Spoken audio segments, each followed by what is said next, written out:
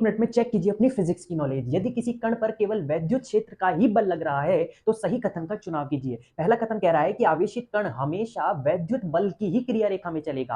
आवेशित कण वैद्युत बल की क्रिया रेखा में चल सकता है या नहीं भी चल सकता? आवेशित कण वैद्युत बल की क्रिया रेखा में कभी भी नहीं चलेगा, तो ये तो ऑप्शन हो ही नहीं सकता, क्योंकि आवेशित कण वैद्युत बल की क्रिया रेखा में केवल तभी चलेगा जब उसे स्थिर अवस्था से छोड़ा जाए। यानी कि मान लेते हैं अपने पास एक वैद्युत क्षेत्र है E, ठीक है, और इस पर इस वैद्युत क्षेत्र में किसी आवेश को जो है v रफ्तार से फेंका गया। तो अगर मैं इस आवेश को इस वैद्युत क्षेत्र की ही दिशा में v रफ्तार से फेंक देता हूं तो मजबूरन इस आवेश, ये जो आवेश है ये वैद्युत बल की ही क्रिया रेखा में चलेगा। तो यानी कि केवल ये वाला ऑप्शन भी गलत हो जाएगा कि केवल तभी चलेगा जब उसे स्थिर अवस्था से छोड़ दिया जाए।